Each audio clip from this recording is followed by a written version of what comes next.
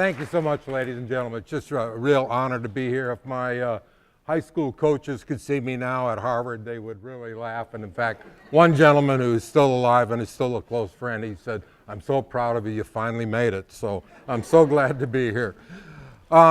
Yes, we started the Make-A-Wish Foundation in 1980, but just to give you a little background, we all have very interesting stories. Everybody in this room has an interesting story.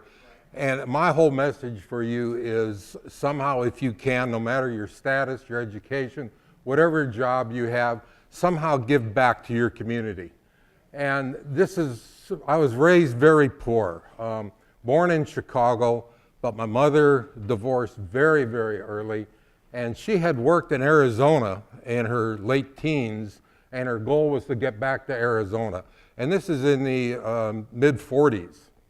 So we had an adventure. Like I said, she divorced my dad very young, and it took us several years to get to Arizona. We lived in mobile homes. We lived in the back of our car. We lived in tents. We lived in flop houses. She worked from just job to job, and the biggest goal for us both was just to have something to eat, restaurant level leftovers, and so on.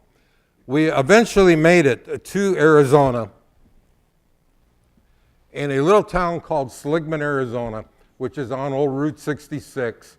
And we're going to test you on some of your age groups. We'll see how you respond. If anybody here saw the Disney cartoon Cars, Seligman, Arizona is Radiator Springs from the movie Cars.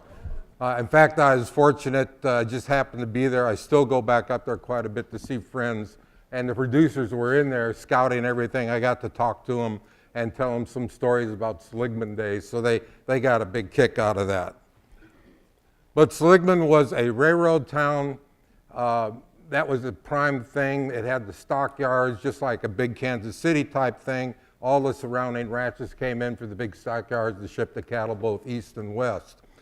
I was very fortunate at 10 years old, when I got there, I was able to get my first full-time job washing dishes.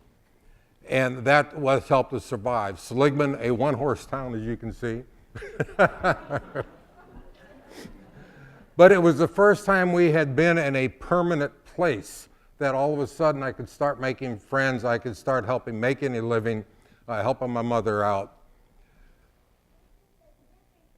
And there was a little place in Seligman that is still there today called the Snow Cap. People come from all over the world still today. There's busloads out of Las Vegas just to stop at the Snow Cap to meet the man that founded this, named Juan Delgadillo. And Juan helped mentor me, took me under his wing.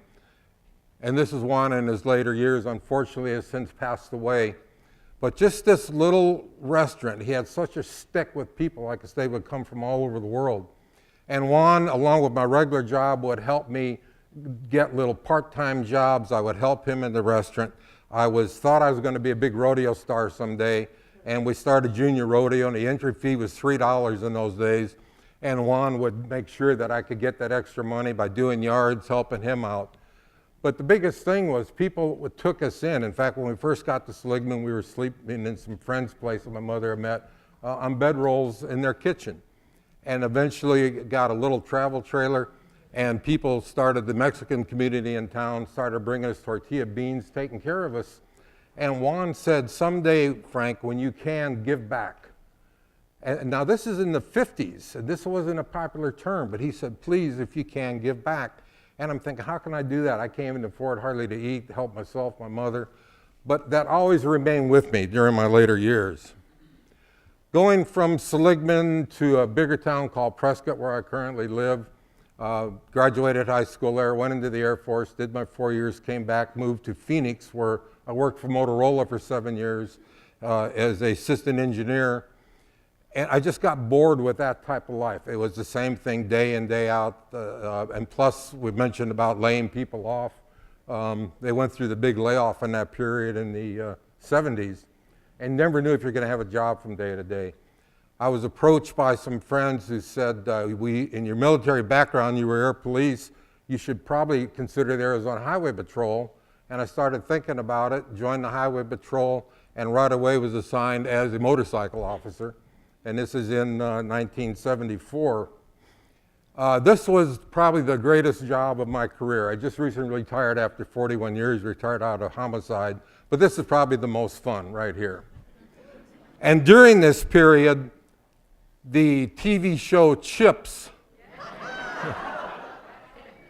became, okay, now you're showing your age. See, this is where people are showing your age. But the TV show Chips became very popular, and all of a sudden, I was on a squad of 10 men that we traveled the whole state of Arizona, 2 weeks in one town, 2 weeks in another town. And all of a sudden the children, instead of just kind of hiding, hey Ponch, hey John, because our uniforms, everything was identical to California Highway Patrol, except for ours at Arizona.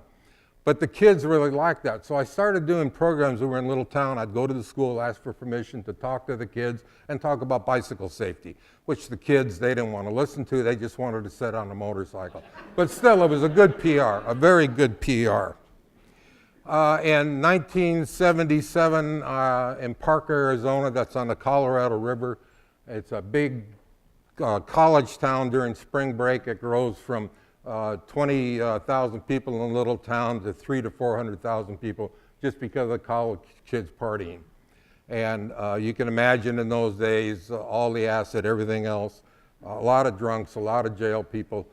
I was involved in a high-speed chase with a very impaired driver, 80 miles an hour, and just as we're getting ready to, we think, stop him, another drunk driver came from an intersection, hit me broadside, and I was pronounced dead at the scene. I don't recall much of the accident, but by the photographs and that and listening to the tapes, they called in and said 963A, meaning an officer killed in the line of duty. There was a little ice cream shop not far from where this accident scene happened, and a young lady by the name of, I learned later, Daphne ran out, and Daphne was a former emergency room nurse in California. Best type I have, emergency room nurse, right? She performed CPR heart massage on me for almost 4 minutes and brought me back to life. There's always a little humor in everything. I recall seeing the tunnel, and they describe later on some people die and go through what they call the tunnel closes, and then when you actually die, and then it starts opening back up, and I recall that this light started getting brighter and brighter, and all of a sudden I felt something tickling my face, and I kind of opened my eyes, and I saw this beautiful blonde with this hair tickling my face. She just smelled so good. And if this is heaven, okay. I'm ready for this. But and I kept going in and out, and Daphne kept just working on the heart massage and that, slapped me a couple times. I don't like that part, but eventually brought me back. And ended up with a skull fracture, all sorts of other injuries with about a 6-month recovery. But I always wondered why I survived that accident. Police officers, most of us have the faith. We go to work every day. We say, dear God, please allow me to get home. You get home at night, dear God, thank you for letting me get home tonight. And just wondered, why did I survive this accident? What was mission in store for me? In 1980, I'm out on patrol out of Phoenix on the motorcycle, and I get a call from dispatch to please right away get to a pay telephone. There's no cell phones in this day, so we understand this. And get back to a cell phone, and they say, we have a somewhat of emergency mission for you. We want you to get to Phoenix right away. There's a 7-year-old boy that we just found out about named Chris. Chris has leukemia. Chris only has a couple weeks to live.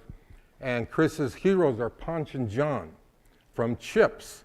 And in the hospital, that's all he lives for. They had the old beta recorders, and his mother would record that for him and play it over and over. And he just loved Chips. And we're going to try and make a special day for Chris, and could you come in, and in fact, we're going to pick him up at his hospital in our helicopter, fly him to the headquarters, and we want you standing by. And the reason they chose me is because I had worked with these children for all these years. Well, of course, we'll get going. So here's his heroes, Ponch and John from Chips, the people that don't maybe remember that. Okay, again, you're showing your age over there.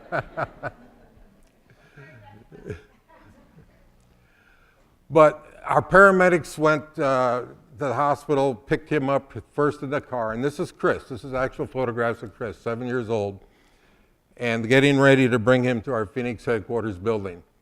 This is our helicopter on the left there, a news chopper following this, because all of a sudden the media is saying, wow, what's going on here? They had never heard of anything like this.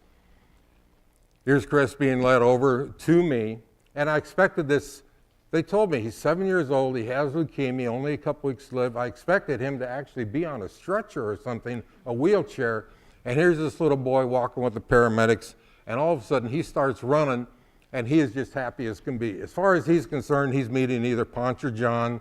I was kind of tan at the time, so, and the red hair like Larry Wilcox. But this little boy, all of a sudden I was his hero. And I had never been anybody's hero before. This little boy, I mean, he just couldn't have been more happy. And he is acting now like a typical 7-year-old. He is just laughing and having so much fun. I'm looking at his mom, noticing her, and she's got this tear in her eye because the same thing. And she told me later, I've got my son back. He's not in a hospital bed. He's able to just go have fun like a typical 7-year-old. Chris went on that day. Well, I mentioned one thing here. I'm sorry about this old photograph we found. We were allowed in those days to put the children on the motorcycle and drive them around in the parking lots. And I asked Chris, would you like to go for a ride on the motorcycle? He got very nervous. No. Well, okay, Chris, you just went in a helicopter. Why not the motorcycle? Helicopters have doors. Motorcycles don't. So we found out doors were very important to Chris.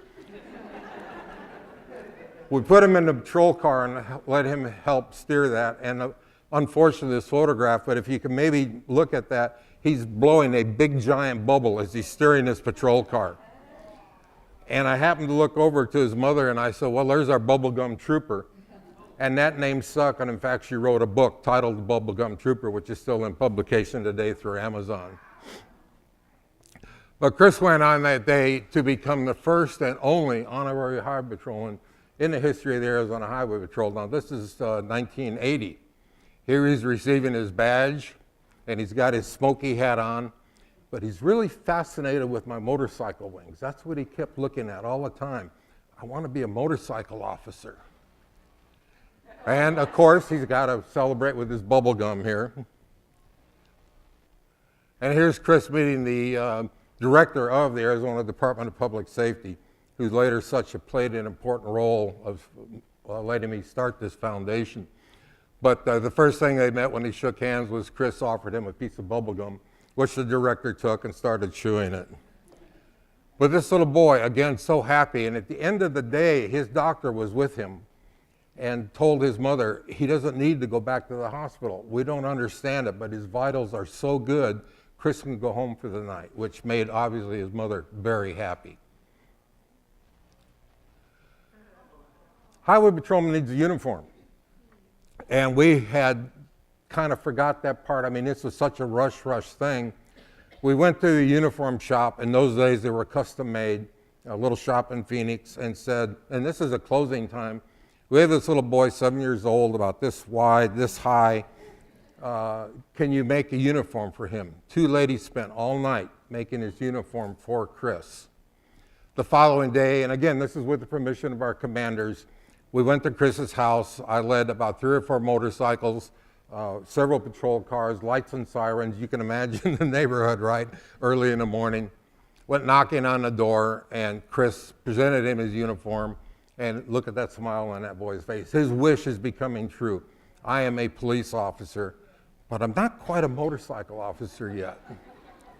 This is what he just fascinated on, dreamed on, focused on, was our motorcycle wings. How can I earn my motorcycle wings? I explained to Chris some of the training we take and said, well, geez, it's a shame you don't have a motorcycle because we could train you right here in your parking lot. We could set up some traffic cones for you. He goes running in the house, comes out with his helmet on and riding this little battery-operated motorcycle. that his mother had got for him in place of a wheelchair. Now, if you notice, he's got on the black boots like motor officers wear. These are on the ranch what we call the mucking boots, but they look like it. So, I mean, he's dressed at the part with the pants tucked in and everything. How do I earn my wings? Okay, Chris. So we let him go through this course, and he did. In fact, he said, did I pass? Yes, you did, Chris. You passed. When do I get my wings? The wings are also custom made still today. And again, he got to stay home that evening. A doctor, again, was at the house, said his vitals are fine. We don't understand this. He doesn't need IVs or anything. Let him stay home. I went to the jeweler who made these wings, told him what we were trying to do. He said, in the morning, come and pick them up. I'm going to cast these all night. They'll be ready for you in the morning. In the morning, I did go pick those up, and just as I picked them up, by the way, this is him as he graduated to motorcycle officer. And in fact, we had set up the radio dispatch, told him what was going to happen, and I allowed him to get on the microphone and press it, and he said, "Hi, I'm Chris, I'm 10-8." And it was channeled so every Highway Patrol officer throughout the state of Arizona heard that and came back, and she said, "All right, Officer Christopher, you are 10-8, ready for duty." This is that hero look. This is what grabbed me. I will never forget this 34 years later, and this is just what grabs me. Chris went in the hospital the next day. He went into a coma, and like I said, just as I picked up these motorcycle wings, I received the call from dispatch again to get to a payphone. They told me what was going on. I had permission to go off my beat to the hospital. I went through the hospital, and like I said, Chris is in a coma. It's just his mother there. His uniform is hanging right by his bed. I got the motorcycle wings, I pinned them on the uniform, and it's like a movie scene. Just as I pinned on the wings, Chris came out of the coma. He looks at me, he looks at the wings, he just starts giggling and laughing. Am I an official motorcycle officer now? That was what he's focused on. Yes, you are, Chris. He just started giggling. He got the uniform, he's touching the wings, he shakes my hand, he's talking to his mom, they're laughing. I left the room, I got the word about an hour or two later that Chris had passed away. And we always think, well, maybe those wings helped carry Chris to heaven.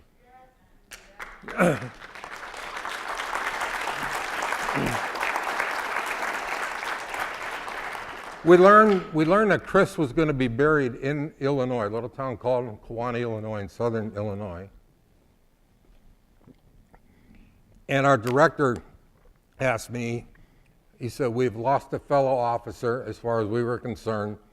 We can't officially pay for you to go give him a police funeral, but can you somehow, we'll help you raise the money. And if you can use your vacation time, I'll authorize the trip in uniform." Well, yes, sir, we'll do everything we could. In those days, it was $700, let's just say $800 per person round trip to get to Chicago.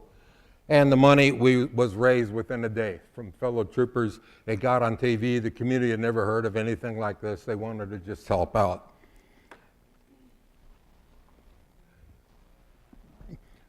On the way to Kewanee from Chicago, I had a stepbrother that lived in Chicago, and we borrowed his Jeep. And the fellow officer that was with me, we were in our full dress motorcycle uniforms, boot breeches, everything. Driving his Jeep, we get stopped by Illinois State Police. Not for speeding, but they wondered, what the heck is these two guys in this type of uniform doing? Kind of like, remember Buford T. Justice and Smokey and the Bandit? These guys in hot pursuit. But we told them what our mission was, what we were doing, and the officer said, and everything around me is always a small world type thing, a friend of ours, fellow trooper, had gone to Arizona, joined the Highway Patrol, wanted to be a motorcycle officer. I wonder if he ever made it. And I said, "What's his name?" He told me the name. I said, "I just finished training him." Because of that little connection, when we arrived in this little town of Kewanee, we're met by Illinois State Police, city police, county police, everybody wanting to help with the funeral procession for this little boy. We were originally going to take our motorcycles back the Air Force was going to allow us to fly back. They had a training mission from Phoenix to Chicago, and at the last minute it was canceled.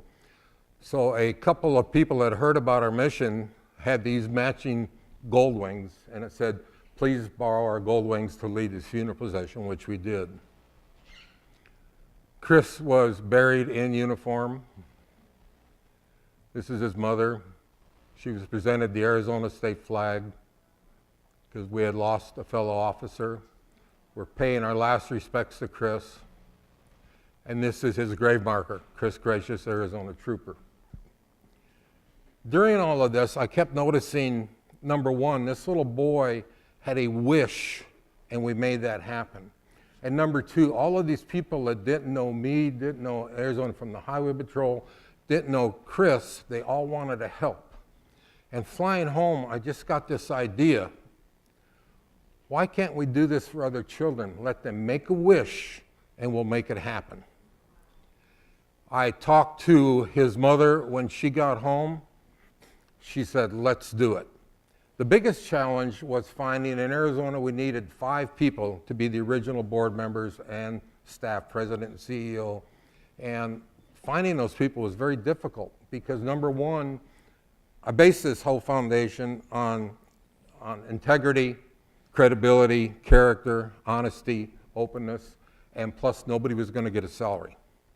As far as I was concerned, I had a job. I was a police officer. I was getting a salary, and nobody else was going to get a salary. And trying to find these people who were going to give all that time took a while, but we did it.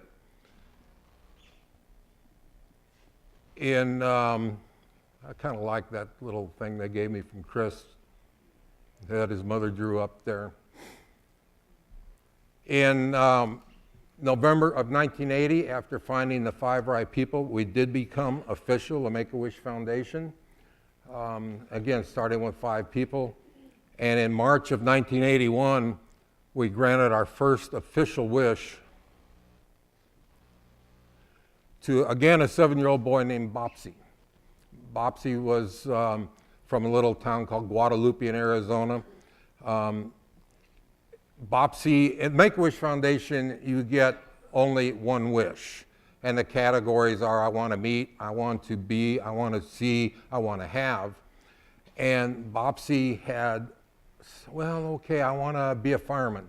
And I thought, that's easy. My girlfriend at the time, my wife now, brother was a Phoenix fireman. We can set that up. No, I want to ride in a hot air balloon. And I thought, well, in my hometown in Prescott, I know people that have that. I can do that for Bopsy very easily. No, I want to go to Disneyland. Oops. We hadn't thought about a travel type thing or the expense involved. We had all of about maybe $200 in a bank account. But when I went to the board, I was the first president and CEO, and I said, here's what we're going to do for Bopsy. Remember, we based this whole foundation on one wish. We're going to break the charter immediately. We're going to grant all 3 wishes. And the reason I did that is because we were getting such great press at the time. So Bopsy, in fact, did become the first honorary Phoenix fireman. Again, they did the turnout coat, the uniform for him. And Bopsy looks a little stoic. He was going through, he's a Yaqui Indian, and during this period he was going through the transition through the church into a manhood, and he couldn't show a lot of emotion. So he's happy as can be on the side. He'd just be laughing, but when he'd be around people, he'd be very stoic looking. But he got to ride on the ladder truck. He got to spray down everything. Bopsy was just having a great day like all the kids do as their wishes come true. And this is one of the first wish art, as we call it, Bopsy, and in translation, he gets a kick out of my name because my name in Spanish is Pancho, and his first real name was Frank Pancho. So that's why it's saying here, he drew me this cartoon here, Frank, I got to blow the siren. And Frank Salazar is his name here.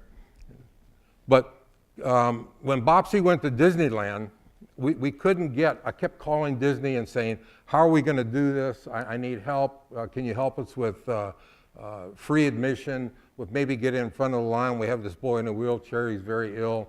And well, we don't know. They just wouldn't take my call. They wouldn't answer. my wife kept calling, they wouldn't talk to her. Finally, I just kind of had it. Now, remember I said I based this on integrity, honesty, and that. I called Disney and I said, this is Officer Frank Shankwitz, Arizona Highway Patrol. I have a warrant for one of your people and I need to talk to the director of.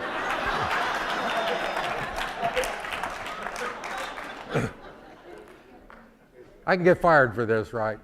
So immediately I did get the right person. I immediately told them I lied. Here's the real story. Here's my badge number, my supervisor's number. All you have to do is call and say I'm terminating immediately. But I got them to listen. And what listening they did, because Disney has been one of the bigger sponsors for Make-A-Wish Foundation for all these years. Thank you. And sometimes you have to cheat a little bit, right? Bopsy, unfortunately, again, in those days, a couple of weeks after his wish, he passed away. And when we started the foundation, it was for children with terminal illness because the children did not survive. Even leukemia, which today is very curable, was a death sentence. About 20 years ago, we changed the mission to children with life-threatening illnesses because now 70% of the children are surviving their illnesses. Through the grace of God and modern medicine, they are surviving. Also, we call it also the power of the wish. We'll get a call, what they call a rush wish. We have a couple volunteers here from this area right here, and they're shaking their head and they understand that that means that the doctors are saying, you've got to do this quick because the child is not going to survive. We give the wish to the child, whatever it might be, a travel wish. They come home, they're in remission, and the doctors cannot explain it. And these children go on to live a productive life. I've met people already today that have had children or know people that were wish children. The foundation has allowed me to travel all over the United States on speaking engagements. I am not active management anymore. I'm a spokesperson for the foundation. I get to meet the celebrities. We get to talk to people. They're always helping out. We do have a book that came out, myself and a young newspaper reporter from Prescott, Arizona, wrote this book. It's available on Amazon. And maybe Greg Greer will talk a little bit more about this and wrap up that we are in production of a major motion picture, Wishman, which I'm very flattered is going to do my life story.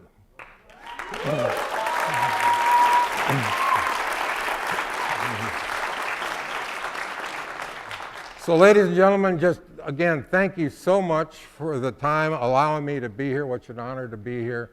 I am not promoting strictly the Make-A-Wish Foundation. Please understand that. There are over 1 million charities throughout the United States. And if you can somehow give back yourself, find something you'd like to do, and just somehow give back to your community. And thank you.